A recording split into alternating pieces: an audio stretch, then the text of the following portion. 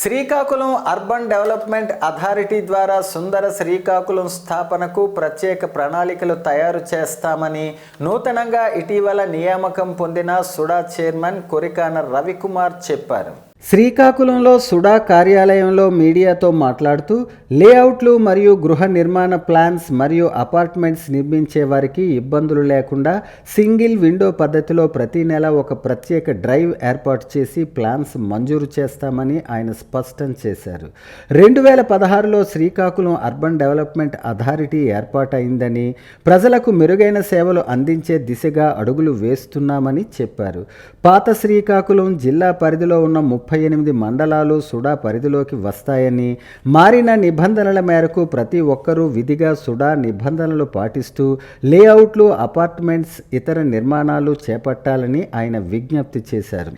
అవినీతికి ఆస్కారం లేకుండా పారదర్శకంగా సుడా సేవలు అందించటమే తమ లక్ష్యమని రవికుమార్ స్పష్టం చేశారు. అంతకన్నా ముందు శ్రీకాకుళం నగరంలో పలు స్వచ్ఛంద సంస్థల ప్రతినిధులు, క్రీడాయి సంస్థ ప్రతినిధులు సుడా చైర్మన్ను కలిసి అభినందించారు. శ్రీకాకుళం అర్బన్ డెవలప్మెంట్ అథారిటీ అనేది ఇంతకుముందు VMRDAలో ఉండి నుంచి సెపరేట్ చేయడం జరిగింది. దాని ఉద్దేశం ఏంటంటే ఈ డెవలప్మెంట్ అన్ని ఏరియాలకి ఇంకా ఎఫెక్టివ్గా వెళ్ళడం కోసం చేయడం జరిగింది. ఇప్పుడు మేము దీనిని అన్ని ఏరియాలకి దీని గురించి పూర్తి అవగాహన వచ్చేటట్టుగా, తద్వారా ప్రణాళికాబద్ధమైన పట్టణాలు కానీ నగరం, శ్రీకాకుళం నగరం కానీ రెడీ అవ్వాలనే ఉద్దేశంతో అవగాహన కార్యక్రమాలు చేపట్టబోతున్నాం. ఇందులో ముఖ్యంగా సిటీ బ్యూటిఫికేషన్ కానీ, టౌన్ ప్లానింగ్ కానీ, మాస్టర్ ప్లానింగ్ కానీ మొత్తం అన్నీ క్రోడీకరించుకొని ముందుకెళ్దాం అనుకుంటున్నాం. దీనిని ఈ కార్యక్రమంలో చిన్న చిన్న అడ్డంకులు ఉన్నాయి, కామన్ ప్రజలు కూడా కొన్ని ఇబ్బందులు ఉన్నాయి.